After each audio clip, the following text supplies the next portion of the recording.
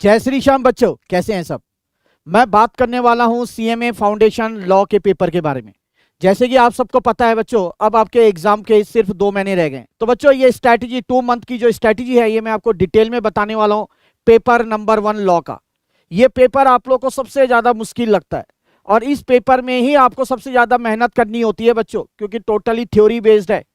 लगातार आपको प्रैक्टिस करना पड़ता है, बार बार रिवाइज करना पड़ता है। तो ये 2 मंथ की किस तरीके से आपकी स्ट्रैटेजी होनी चाहिए, क्या क्या करना चाहिए, वो मैं डिटेल में बता रहा हूं। तो चलिए स्टार्ट करते हैं 2 month strategy paper number 1 that is law. बात करने बच्चों, सबसे पहले सेक्शन ए की अगर मैं बात करूं तो फंडामेंटल्स ऑफ बिजनेस लॉ, इसके अंदर हम देखेंगे मॉड्यूल 1 इंट्रोडक्शन के अंदर क्या क्या टॉपिक आपने करना है बच्चों। इसके अंदर करना है legal method and court system in India, बहुत इंपॉर्टेंट टॉपिक है, ठीक है। थ्योरी यहां से बहुत पूछी जाती है। प्राइमरी एंड सब ऑर्डिनेट लेजिस्लेशन, तो ये भी आपने करना है मॉड्यूल 1 के अंदर। अब आते हैं मॉड्यूल 2 के अंदर, one of the most important chapter that is Indian contract act 1872। क्या क्या करना है सर, इसमें से क्या क्या इंपॉर्टेंट टॉपिक्स हैं। तो बच्चों सबसे पहला टॉपिक इसके अंदर आता है essential elements of a contract. Next आता है void and voidable agreements, no consideration no contract. After that consideration, capacity of parties, free consent, उसके बाद क्वाजी एंड कंटिंजेंट कॉन्ट्रैक्ट्स, उसके बाद है meaning of indemnity, guarantee, place and agent. उसके बाद आता है बच्चों आपका e contracts and e signature, meanings and requirements. और आखिरी में आता है काफी इंपॉर्टेंट टॉपिक है ये, breach of contract and remedies for breach of contract, ये आपने करना है। अब आते हैं बच्चों हम नेक्स्ट चैप्टर पर, that is module 3 sale of goods act. ये भी बहुत इंपॉर्टेंट है 1930। इसके अंदर आपने क्या करना है, transfer of ownerships, conditions and warranties, rights of unpaid seller. और आखिरी में आपका मॉड्यूल 4 की मैं बात करूं, नेगोशिएबल इंस्ट्रूमेंट्स एक्ट 1881। इसके अंदर थ्योरी आपको पूछी जाती है काफी, कैरेक्टरिस्टिक्स ऑफ नेगोशिएबल इंस्ट्रूमेंट्स, उसके बाद difference between promissory note, bill of exchange and cheque, ये बहुत इंपॉर्टेंट टॉपिक है, ध्यान रखना। Crossing, meaning, definition and types of crossing, उसके बाद dishonour of checks, section 138।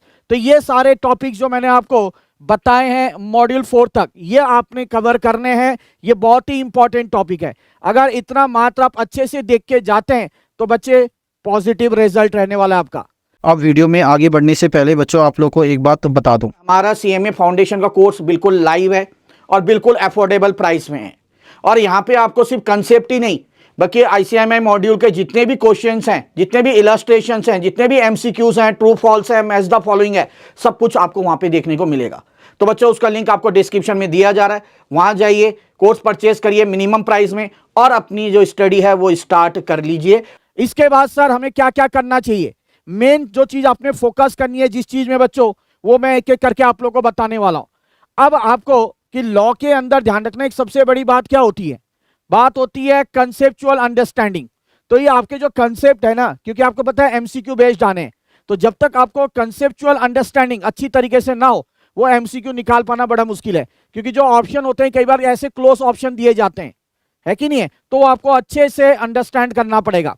Focus on keywords, जैसे कि काफी सारे कीवर्ड्स होते हैं, है ना, जो आपके लॉ से रिलेटेड होते हैं, आपको याद करना पड़ेगा। जैसे फॉर एग्जांपल मैंने कहा आपको ऑफर, है ना, तो इस तरीके से कई सारे आपको कीवर्ड्स देखने को मिलेंगे, वो आपको अच्छे से याद आने चाहिए बच्चों, वो आपको पता होना चाहिए। मल्टीपल रिवीजन, आपको पता है जैसे कि मैंने अभी स्टार्टिंग में कहा था कि थ्योरी बेस्ड पेपर है टोटली आपका, तो इसीलिए आपको बार बार इसको रिवीजन करते रहना है। जब ये सारी चीजें हो जाएंगी उसके बाद आपको प्रैक्टिस करना है question bank suggested by ICMAI, ठीक है, जो आईसीएमएआई ने सजेस्ट कर रखा है वो आपने उससे क्वेश्चन प्रैक्टिस करना है। और हमें कह सकूं एक तरीके से जो मॉक टेस्ट पेपर है जिसको हम एमटीपी कहते हैं, ठीक है, वो आपने जरूर करना है। इसके अलावा बच्चों प्रैक्टिस के लिए आपने क्या करना है, all study module exercise question, जितने भी मॉड्यूल एक्सरसाइज क्वेश्चंस हैं वो आपने जरूर प्रैक्टिस करना है। बस इतना कर लो तो भैया आप पास हैं, है ना। ध्यान रखना कि लॉ के पेपर में बच्चों क्या, only hard work, no shortcut, कोई शॉर्टकट नहीं चलेगा, हार्ड वर्क इस पेपर में आपको करना पड़ेगा।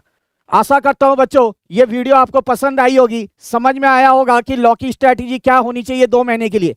तो आपने हर एक दोस्त के साथ इसे शेयर करें बच्चों। मिलते हैं नई वीडियो के साथ, तब तक के लिए जय श्री श्याम।